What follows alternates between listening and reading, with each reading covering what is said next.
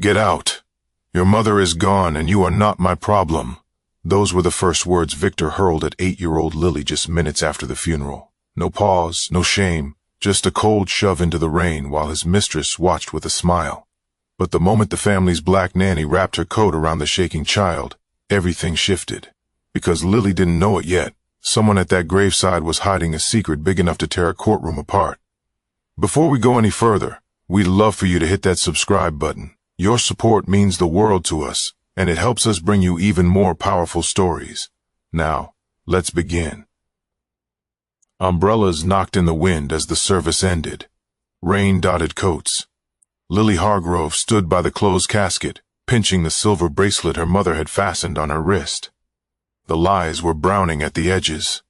Victor Hargrove stepped forward with a polished face. Serena Vale hovered at his shoulder, gum clicking. "You cannot stay in the house," Victor said. His voice carried across the gravel. "Pack a bag. Leave the key on the table." The nearest mourners fell quiet. One whispered, "Is he serious?" Another said, "Poor child." A man cleared his throat as if courage might arrive. It did not. Lily's breathing went short and fast like she had run without moving. Serena tipped her chin. "You heard him, sweetheart. New arrangements." Her perfume muddied rain smell. Lily tried to speak. Only air came out. Her thumbnail worried the bracelet clasp. The world narrowed to cold water and the wet click of Serena's gum. Miriam Cole watched from 3 steps away. Umbrella tilted, knuckles white on the handle. She had braided Lily's hair that morning by the kitchen window. When Victor reached for Lily's arm, Miriam moved. "That is enough," she said, calm and low. Victor gave a thin smile. "House rules, not your concern." "It is my concern," Miriam said. "I will take her." Serena laughed under her breath. In front of everyone, bold eyes tracked the scene. Someone muttered, "This is wrong." Another said, "Call her aunt." No aunt appeared. Rain thickened now. Miriam wrapped her coat around Lily's shoulders. The fabric smelled like chamomile and starch. Lily leaned into it without thinking. Victor looked at the priest, then the sky. "Return the house keys," he said. Today, Lily unclipped the key from the ribbon in her pocket and set it on metal chair by the casket. It made a traitor sound. No one stopped them. Miriam guided Lily past the flowers and along the muddy path to the car. Her hand stayed steady on her shoulder. At the gate, a woman whispered, "That nanny has backbone." Her friend said, "The man is ice." Inside the car, heat fogged the windows. Lily pressed her palm to the glass and watched Victor fold his umbrella for Serena. Miriam clicked the seatbelt and set tissues in Lily's lap. "We are going home," Miriam said. Lily swallowed. "Can I keep the bracelet? It is yours." Miriam put the car in gear. The cemetery blurred to rain and lights. Lily held the silver until her pulse slowed. Under the noise, a thought formed. She was not alone. Miriam's apartment sat on the 3rd floor. 2 short flights of chipped stairs that smelled like onions and bleach. Lily carried a plastic bag with 1 dress, 1 cardigan, and a photo in a cracked frame. That was all Victor let her take. Inside, the place was small but steady. Tiny living room, yellow lamp, sagging blue couch. Miriam took Lily's wet coat, hung it over a chair, and set a faded sweatshirt in her lap. "You hungry, baby girl?" Miriam asked. Lily shrugged. Then her stomach answered. Miriam's mouth twitched. "Thought so. Sit tight." Lily wiped a circle in the fogged window. Outside, streetlights smeared across the rain.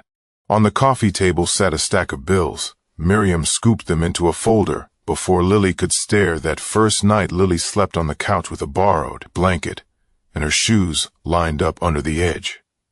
Around midnight, she jolted upright, hands grabbing at air.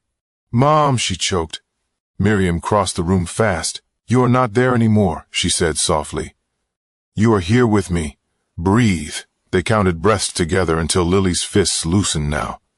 Days settled into a rough routine. Miriam walked Lily to school each morning. After class, Lily stirred pots, rinsed plates, folded laundry. Lily laughed at small jokes, then looked guilty. Miriam nudged her. "Your mother wanted you happy, not frozen in that day," she said. "Laugh when it comes." The social worker visit landed on a Wednesday. Mrs. Hall from Child Services stepped in with a clipboard, eyes scanning every corner.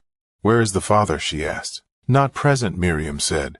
Any relatives on record? None who called. Lily sat at the table, hands pressed between her knees so they would not shake. Mrs. Hall turned to her.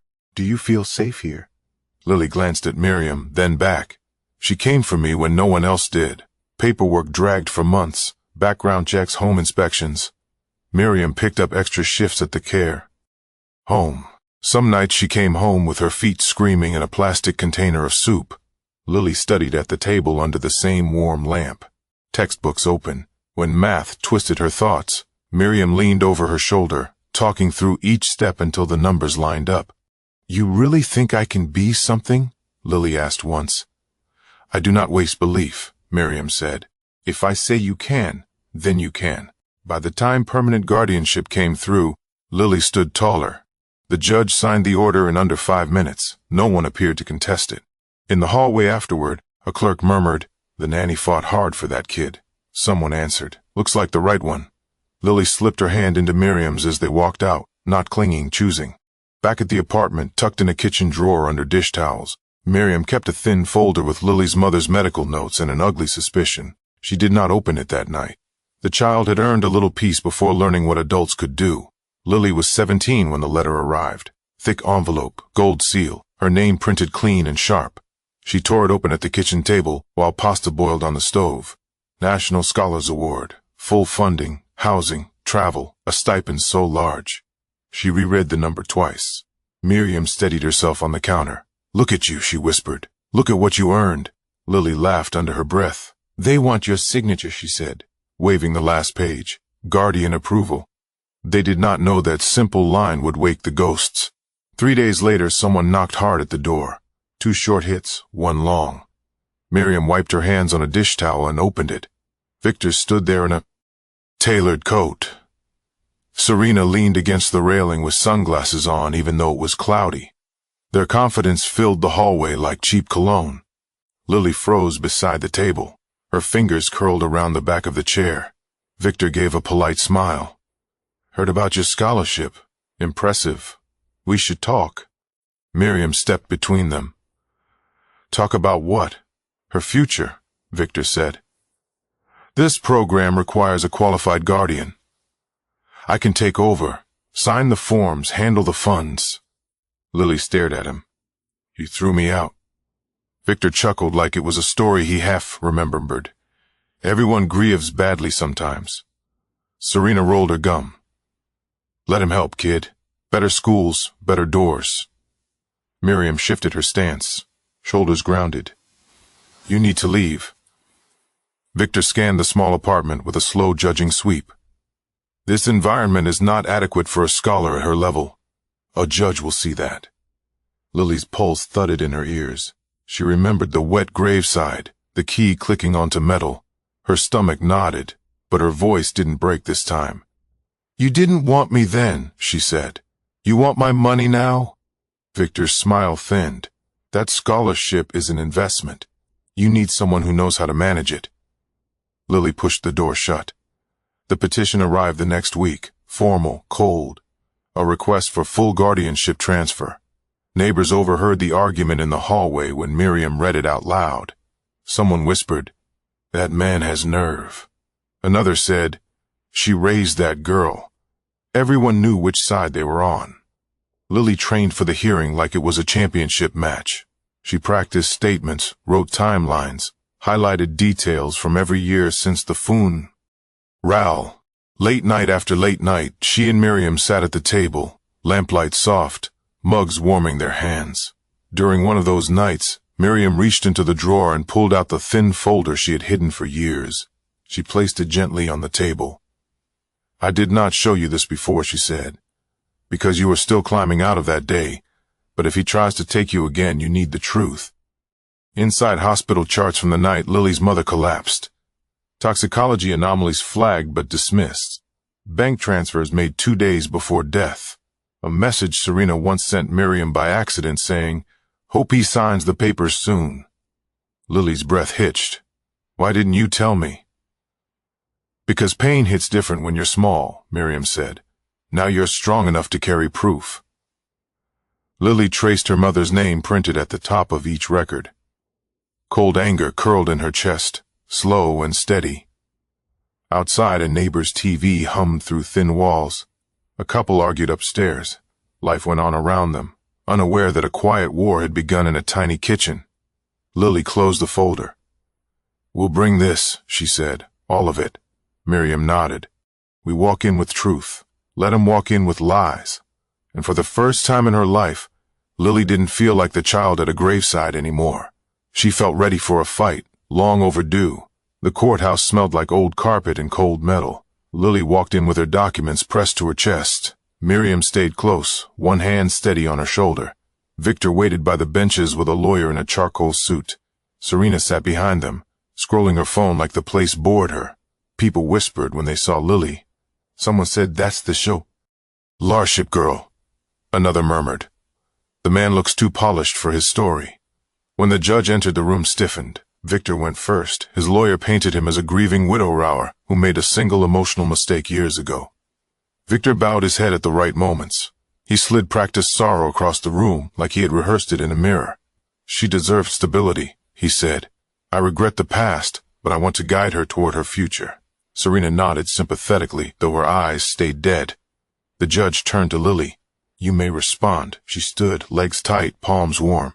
"He didn't make one mistake," she said. "He abandoned me the same day my mother was buried." A few gasps rose from the benches. Lily kept going. "He didn't call. He didn't visit. And now that I earned something, he wants control." Victor started to object, but the judge raised a hand. Miriam opened her bag and placed the thin folder on the table. Her movements were slow, deliberate. A curiosity ripple moved through the room. Papers slid forward. Lily watched Victor's jaw lock when he recognized the first page. "These are the medical notes from the night her mother died." Miriam said, "I kept them because the numbers never made sense." The judge flipped through the pages. Toxicology irregularities.